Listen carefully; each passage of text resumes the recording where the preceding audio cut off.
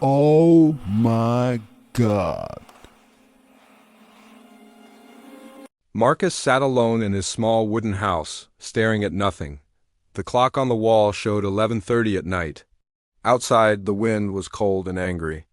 It pushed against the windows and made strange sounds through the old metal roof. He sat in darkness because he did not like to turn on the lights anymore. Darkness was easier. Darkness did not ask him questions about his lonely life. He was an old man now, 63 years old, with gray hair and a face full of lines like a map of all his sadness. His hands were large and rough from working with horses for 40 years, but those hands had done nothing useful for the last 30 years.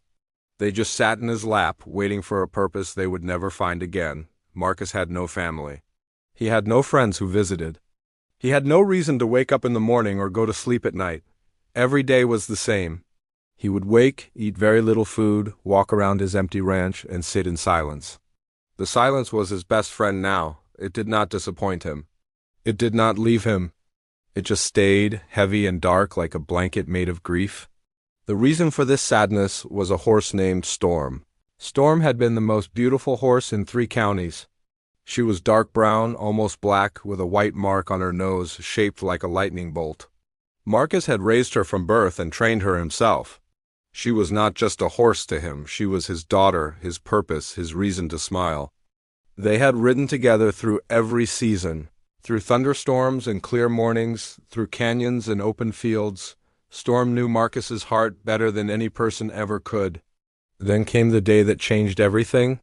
30 years ago, Marcus was riding Storm near the river when another horse appeared suddenly around a bend. The other horse was wild and out of control. It ran straight at them. Storm got scared and turned too quickly. Marcus fell hard onto the rocks. When he woke up in the doctor's house, they told him Storm was dead. Her leg had broken in the fall, and there was no way to save her. Marcus never got on a horse again after that day. He stopped talking to people. He stopped going to town. He let his ranch fall apart slowly. The fences broke, the barn started to rot, the house became cold and empty. He had money to fix these things, but he did not care. Fixing things would mean he was trying to live, and living without Storm seemed wrong somehow. It seemed like betrayal, so he waited. He waited for his own life to end so he could stop hurting. But tonight, something happened that would change everything. It was just after midnight when Marcus heard the sound. He was sitting in his chair by the window when it came through the wind, a small, thin cry. Not the cry of a coyote or a mountain cat, something different. Something desperate and young and very, very afraid. Marcus stood up slowly. His heart was beating faster, which surprised him. His heart had barely moved in 30 years. He walked to the window and looked out into the darkness. The moon was half full, throwing silver light across the empty fields. And there, near the old barn that Marcus had not entered in 15 years, he saw movement. Something was moving in the darkness. He put on his heavy coat and grabbed his lantern from the shelf. His old legs moved faster than they had in years. He did not understand why. It was probably nothing. Just an animal looking for shelter, just the wind making sounds, just another empty night like all the others. But his hands were shaking as he walked toward the barn. The barn was huge and old, made of dark wood that had turned almost black with time. The door was heavy and stiff. Marcus had not opened it in so long that the metal lock was frozen. He had to use all his strength to push it open. The sound it made was like a scream. When he held up his lantern, the light threw long shadows across the barn floor. Hay was piled in the corners. Old tools hung on the walls, covered in dust and spider webs. And there in the far corner, hidden under a mountain of straw, Marcus saw movement. Tiny movement. His breath stopped in his chest. Moving slowly, carefully, like he was walking toward something sacred, Marcus moved toward the corner. The movement got bigger. He could hear it now, not just the wind, but real sounds. The sound of small hooves scraping on the wooden floor. The sound of breathing, fast and frightened. When Marcus got close enough, he knelt down slowly. His old knees hurt, but he did not notice. His lantern light fell on the most precious thing he had seen in 30 years. There was a foal, a baby horse. So new and small and perfect that Marcus thought he might be dreaming. The foal was soaking wet and shivering terribly. It could not have been more than a few hours old. Its coat was dark brown, almost black, just like Storm. Its legs were impossibly thin and shaking from cold and fear. But its eyes, large, dark, and full of wild intelligence, looked straight at Marcus. Those eyes looked like they were saying, "Please, please don't leave me alone." For 30 years, Marcus had felt nothing. His heart had been a stone. His eyes had forgotten how to cry. But now, looking at this tiny, helpless creature, something inside him broke open like a dam. Tears started running down his weathered face. His hands shook so badly he could barely hold the lantern. There was no mother horse anywhere, no protection, no safety. Just this small, perfect foal abandoned in the darkness with nothing but cold and fear and the hope that someone would find it in time. Marcus reached out his rough, gentle hands, and the foal did not run away. Instead, the foal leaned forward, searching for warmth, searching for safety, searching for something it had already lost forever. And in that moment, Marcus understood that his life had just changed. Everything he thought was finished, his purpose, his heart, his reasons to live had just been born again in the tiny hooves scraping the barn floor. The old man and the young horse looked at each other in the lantern light, and both of them understood. They were no longer alone. The foal cried all through the night. Not the sad cry of a baby animal, but the desperate cry of something that knew it was dying. Marcus held the small horse in his arms, wrapping it in old blankets and blankets. He rubbed its wet coat to dry it. He whispered to it in a voice he had not used in 30 years. Soft words. Kind words. Words that said, "You are safe now. You are not alone." But Marcus knew the truth. The foal would probably die. Without its mother's milk, without proper food, without the warmth only a mother can give, this tiny creature would not see the sunrise. And there was nothing Marcus could do to stop it. He sat in the barn all night, holding the foal close, watching the baby horse's breathing grow slower and weaker. At one point, he thought it had already died. The foal's body went completely still. But then a small breath came. And another. And another. When the first light of morning came through the barn windows, Marcus made a decision. He would not let this foal die alone. He would not let another creature he loved slip away into darkness. Not this time. Not if he could do something about it. But first, he had to find the mother. Marcus wrapped the foal in the warmest blankets he could find and laid it carefully in a bed of clean hay. The foal's eyes followed him as he walked toward the barn door. Those dark eyes seemed to say, "Please come back. Don't leave me." "I will come back," Marcus whispered. "I promise you." Then he walked out into the morning light to find the truth. The ground outside the barn was wet from rain that had fallen during the night. This made it easy to see the hoofprints. The tracks of a horse, a large mare, came from the direction of the southern fence line. The prints were deep and desperate, showing that the horse had been running hard, running fast, running in panic. Marcus followed the tracks on foot, walking through the dust and grass. His old legs burned with effort, but he did not stop. He had to know what had happened. He had to understand the truth of this tiny foal's birth. The tracks led him south, away from his ranch, toward the wild lands beyond his property. As he walked, he began to see other marks on the ground. Boot prints. The marks of ropes. The marks of a struggle. Someone had been here. Someone had taken a horse, probably a pregnant mare, and brought her to Marcus's land. Someone had done something terrible. Marcus walked for almost 3 miles before he found her.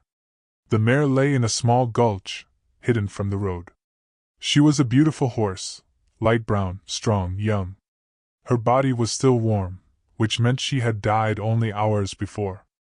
And there, on her side, was a bullet hole. Someone had shot her.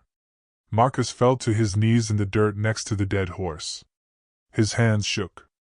His heart was breaking for this animal he had never met, and also for the mother who had somehow survived long enough to give birth to her baby before dying. That foal had been born during the worst moment of its mother's life. It had come into this world while its mother was dying. And somehow, the baby horse had found its way to Marcus's barn. to his door. To the one place where it could be saved. Marcus sat there for a long time, not moving. The sun climbed higher in the sky. Birds sang in the trees around him. But Marcus heard nothing except his own thoughts. Someone had done this on purpose. Someone had brought that mare to his land and shot her, knowing that a foal would be born. This was not an accident. This was cruelty. This was evil. And the only reason that tiny foal was alive was because Marcus had heard that one small cry in the darkness. Slowly, carefully, Marcus wrapped the mare's body in an old blanket he had carried with him. He could not leave her here in the gulch like garbage. This horse, this brave mother who had carried her baby through pain and fear and her own death, deserved respect. It took Marcus 2 hours to bury the mare in a proper grave near the cottonwood trees. He used rocks to mark the place. He spoke words over the grave, words about strength and sacrifice, and the love that mothers have for their babies. When he was finished, he stood there with his head bowed for a long time. Then he turned and walked back toward his barn. The sun was high and hot when Marcus finally returned. He was tired and dirty, and his heart was broken. But he had a purpose now. He had a reason to move forward. When he walked back into the barn, the foal looked up at him with weak eyes. The baby horse was trembling from cold and hunger. Its breathing was very shallow. It would not survive another night without food. Marcus had no horse milk. He had no special bottles or equipment. He had nothing except his own determination to keep this creature alive. He went to his house and found an old baby bottle in a box, something left behind from when his brother's child had visited years ago. He found powdered milk in his kitchen cabinet, ancient and dusty but still good. With shaking hands, Marcus mixed the powder with warm water, just like he remembered from helping raise horses as a young man. Then he returned to the barn. The foal was very weak now. It barely opened its eyes when Marcus knelt beside it. But when Marcus brought the bottle close to its mouth, something magical happened. The foal's instinct was stronger than death itself. The baby horse began to drink. Slowly at first. Then stronger. More desperate. As he watched the foal drink, Marcus began to cry. Not sad tears, but different tears. Tears of hope. Tears of purpose. Tears of a man who had been dead inside and was finally beginning to wake up.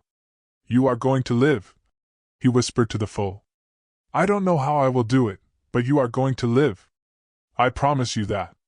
I promise you on your mother's memory." The foal finished drinking and made a small sound, almost like a thank you.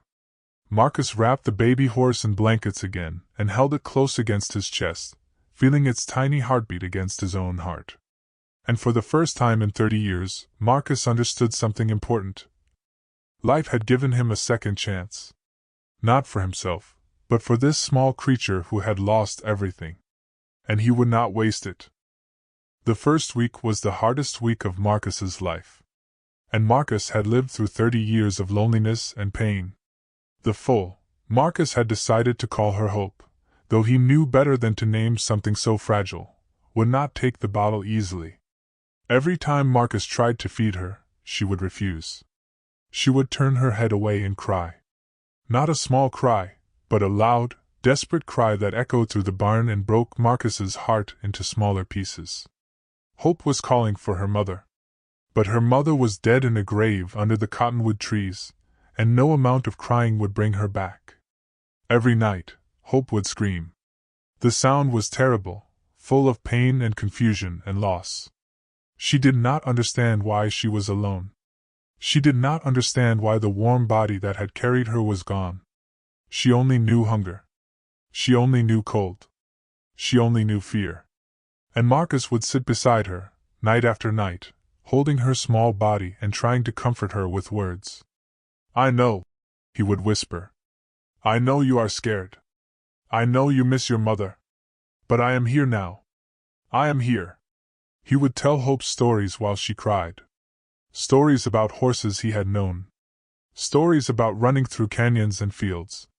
Stories about freedom and speed and the wind in your mane. And sometimes, when he was very tired and very sad, Marcus would tell Hope about Storm. "I had a horse once," he would say in the darkness.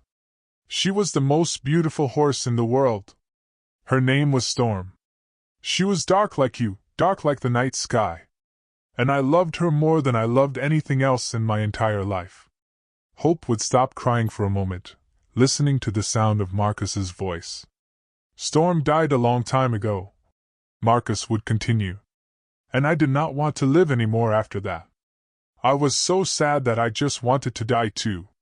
For 30 years I waited for death to come and take me. But then you came. You came to my barn when I was almost gone. And now I understand why." Marcus would rest his head against Hope's small body and sleep for an hour or two. Then Hope would start crying again, and Marcus would wake up and comfort her all over again. By the third day, Hope was very sick. Her body was burning with fever. When Marcus touched her forehead, it was hot like fire. Her breathing became difficult and shallow. Her legs could not hold her weight anymore. She lay in the hay, unable to stand, unable to drink, unable to fight. Marcus knew what this meant. Without proper care, without medicine, without a veterinarian, Hope would die. The nearest veterinarian was 40 miles away in the town of Sagebrush Creek. Marcus had no horse to ride. He had no money to pay for expensive medicine. And even if he had both of these things, 40 miles would take hours. Hope did not have hours. Hope had minutes. Marcus sat beside the sick foal and faced the truth. He had two choices, and both of them were terrible.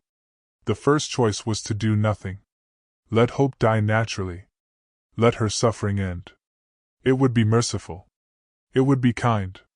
Many people would say it was the right thing to do. The second choice was to end her suffering himself. Marcus had a rifle. He had bullets. One shot, fast and clean, would be better than watching Hope die slowly of fever and sickness. It would be over quickly. It would be painless. Both choices meant death for Hope. Both choices meant failure for Marcus. But there was a third choice. A choice that did not make sense. A choice that probably would not work. A choice that would require Marcus to fight against impossible odds and probably lose anyway. He could try to save her.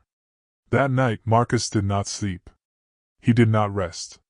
He sat in the barn with Hope and made a decision that would change everything. He would not let her die. He went to the well outside his barn and filled every bucket and container he could find with cool water.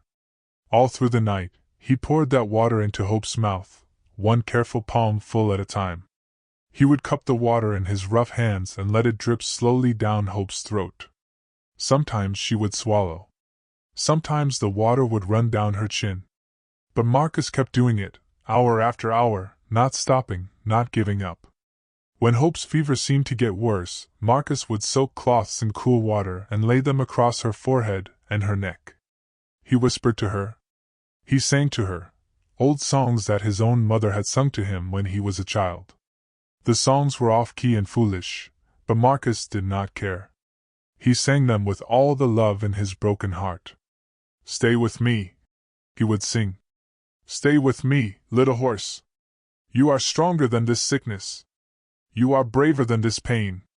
Stay with me." Hours passed. The night became darker and colder. Marcus's arms ached. His voice became hoarse from singing. His hands were numb from the cold water. But he did not stop. He could not stop. Around midnight, Marcus thought Hope was gone. The foal's breathing had almost completely stopped. Her body was completely still. For 5 minutes, Marcus could not hear her breathe at all. He picked up his rifle. His hands shook as he held it. Tears ran down his face. He raised the gun, pointed it at Hope, and closed his eyes. But before he could do anything, Hope took a breath. Just one small breath. But it was a breath. Marcus dropped the gun and fell to his knees beside the foal. He held Hope close and cried like a broken man who had just been given a miracle. "Live," he whispered. "Please live. Please." All through the rest of the night, Marcus sat with Hope. He did not move. He did not rest. He just sat there, holding the small horse, talking to her, willing her to survive with the power of his own determination. And slowly, very slowly, Hope's fever began to break.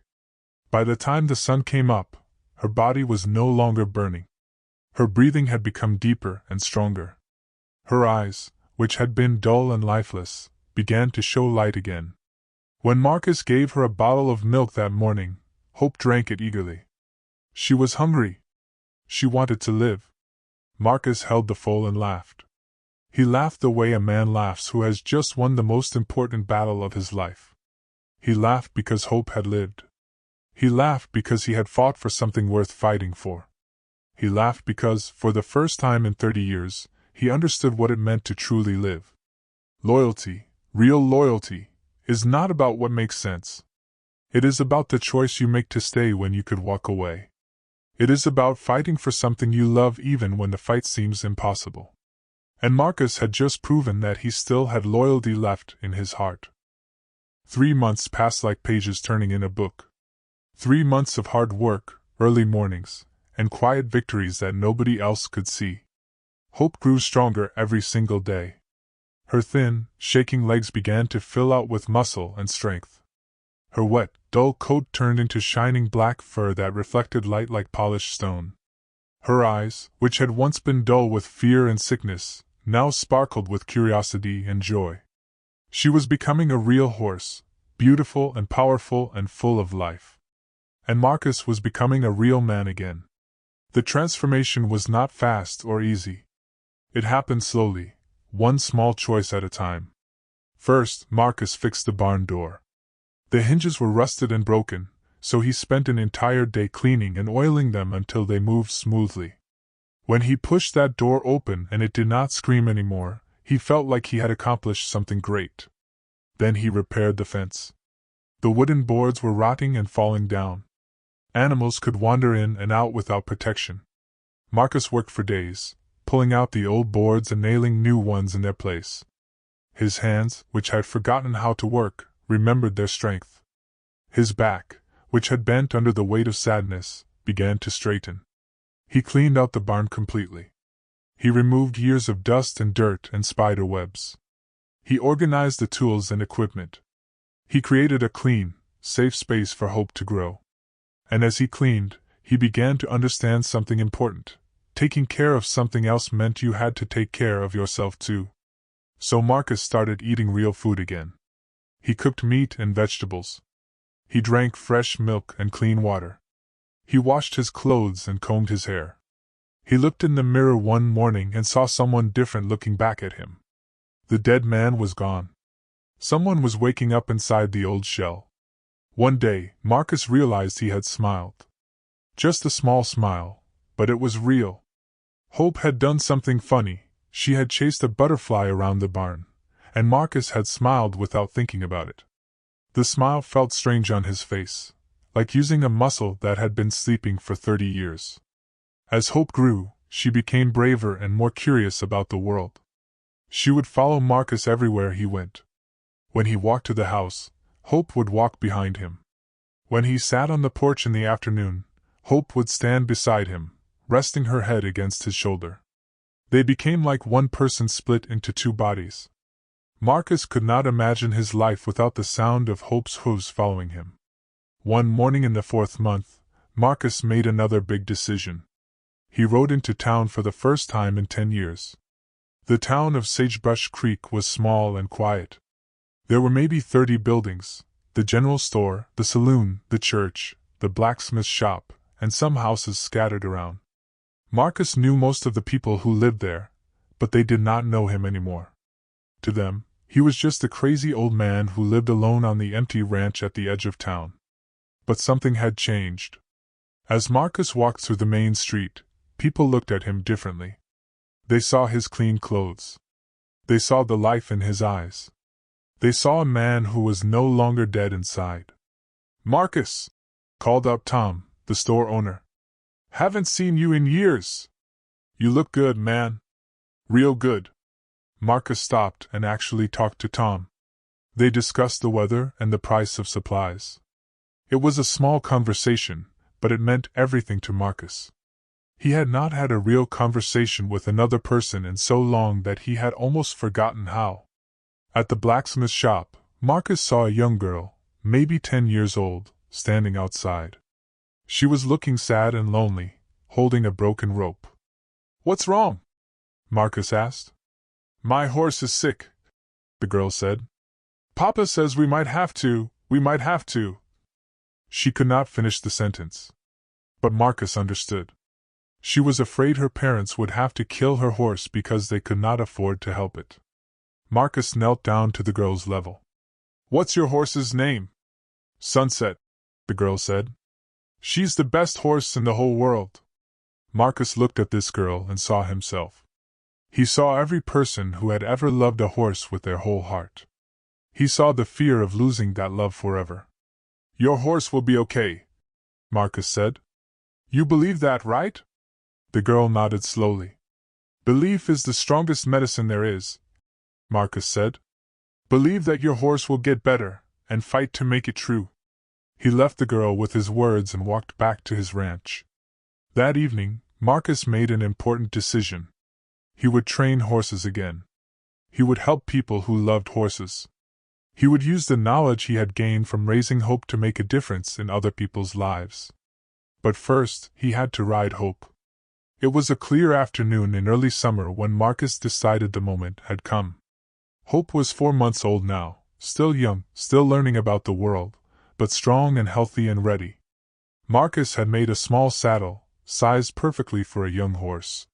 He had spent weeks training Hope to accept it, getting her used to the feeling of something on her back.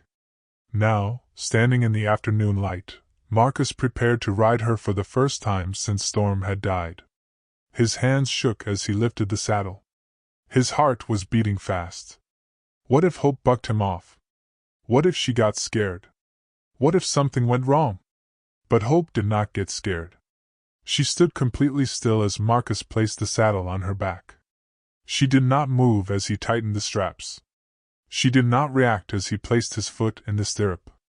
And when Marcus pulled himself onto her back and sat in that saddle, after 30 years of not riding, Hope turned her head back and looked at him with those ancient, knowing eyes. It was a look that said, "I trust you. I will take you anywhere you need to go." Marcus held the reins gently and made a small clicking sound with his mouth. Hope began to walk. Slowly, carefully, they moved across the barn and then out into the open field. The sun was setting, turning the sky orange and gold and purple. The wind was warm. The grass was tall and soft. And Marcus was riding again. As they moved across the land, Marcus felt something he had not felt in 30 years. He felt alive. He felt purposeful. He felt like a man instead of a ghost. Hope walked faster. Marcus leaned forward slightly, and Hope broke into a gentle gallop. They moved together as one, horse and man, flying across the prairie like they had been doing it their whole lives. When Marcus finally slowed Hope down and looked back at the ranch behind him, he began to cry. Not sad tears, but tears of joy. Tears of gratitude. Tears of a man who had been given a second chance at life. "Thank you," he whispered to Hope. "Thank you for saving me." And Hope nickered softly, as if to say, "You saved me too." 9 months after Marcus found Hope in his barn, the whole county knew about the old man and his miracle horse. It started with the girl named Sarah and her horse Sunset. After Marcus had spoken to her in the blacksmith's shop, something changed in that young girl's heart. She began to believe that her horse could be saved. She fought for Sunset. She stayed up late at night caring for her. She never gave up, just like Marcus had taught her. And Sunset got better. When Sarah's father found out about Marcus and how he had raised Hope from a dying foal, he came to visit the ranch. He brought Sarah with him. When Sarah saw Hope, now a beautiful, strong, healthy young horse, her eyes grew wide with wonder. "She was dying?" Sarah asked. "She was already dead," Marcus said honestly. "But she came back to life because someone believed in her." Marcus began training Sarah in the way of caring for horses. He taught her that loyalty is the most important thing. He taught her that a horse is not just an animal, it is a partner, a friend, a reflection of your own heart. Word spread through the county like fire through dry grass. People started coming to Marcus's ranch. At first, they came out of curiosity.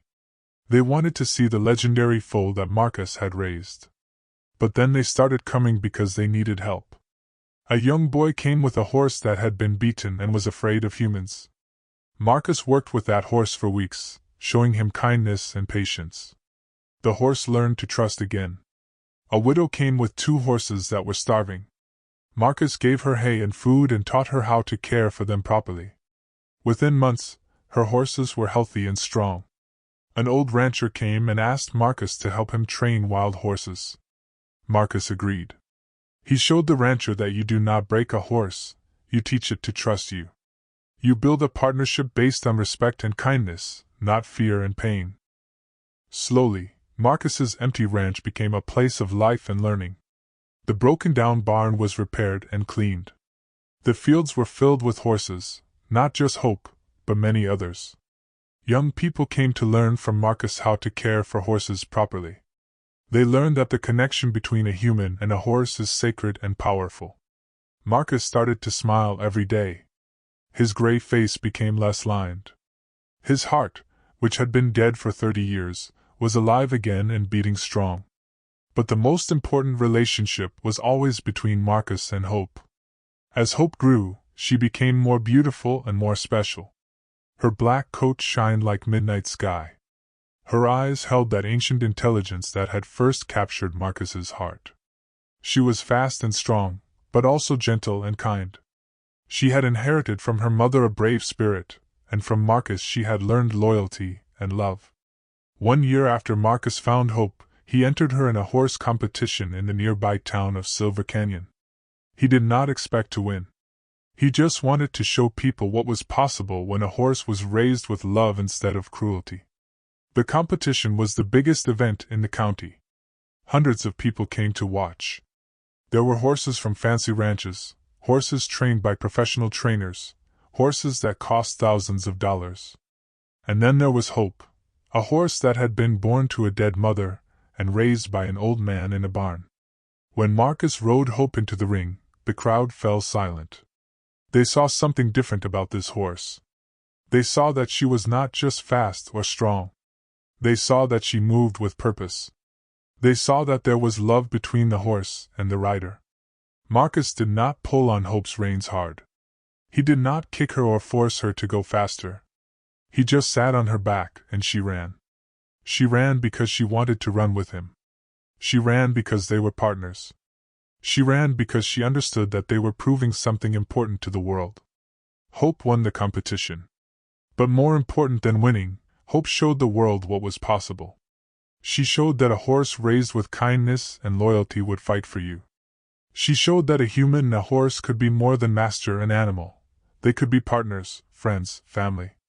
After the competition, people wanted to buy Hope. Rich ranchers offered Marcus thousands of dollars. They said Hope had better bloodline potential than any horse they had ever seen. Marcus refused every offer. "She is not for sale," he said simply. "She is not my horse to sell. She is my partner. She is my family." In the years that followed, Marcus built something special. His ranch became known across 3 counties as a place where horses were treated with respect and love. Young people came from far away to learn his methods. He trained dozens of horses and helped hundreds of people understand the true nature of the human-animal bond. And every night, when the sun set over the prairie and the wind carried that particular sound through the fields, Marcus would stand on his porch and listen. Sometimes he would hear the sound of tiny hooves, real or imagined, he could never be sure. And he would remember that midnight when everything changed. The tiny hooves that had scraped his barn floor had carried a gift he did not know he needed.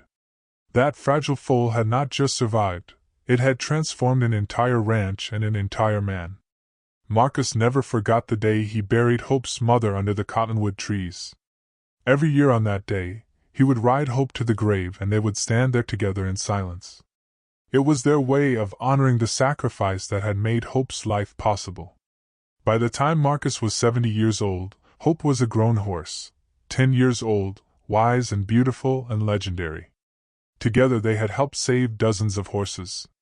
Together they had shown the world that love and loyalty are more powerful than anything else. One evening, as Marcus sat on the porch with Hope standing beside him, a young reporter came to the ranch. She wanted to write a story about the old man and his famous horse. "Tell me about Hope," she said. "How did you save her?" Marcus looked at his horse, and Hope looked back at him with those ancient, knowing eyes. "I did not save her," Marcus said quietly. "She saved me. I was a dead man for 30 years. I was walking around, but I was not truly alive. And then Hope came to me in the darkness. She needed me, and in needing me, she gave me a reason to live again." The reporter wrote her story, and it spread across the newspapers and magazines. People came from all over the world to visit Marcus's ranch. They came to see the legendary horse. But more than that, they came to understand what Marcus had learned. Sometimes a single moment can change everything. One midnight. One barn. One tiny hoof scraping the floor. One choice to believe in something worth saving. The world remembers horses that changed men. But it should remember men who let horses change them. Marcus lived to be 93 years old. Hope lived to be 35, longer than any horse should live. When Hope finally passed away, peacefully in her sleep, Marcus sat beside her through the night. He cried not with sadness, but with gratitude. She had saved him when he was dying. She had given him 30 years of purpose and joy. She had shown the world that love is the most powerful force in the universe. And on quiet nights, when the wind blows across the prairie, the people of that county still say they can hear the sound of tiny hooves scraping barn floors. They say it is the sound of hope, running free, showing the way for other broken souls who need to find their reason to live again. The legend was born from nothing. But it changed everything. The end.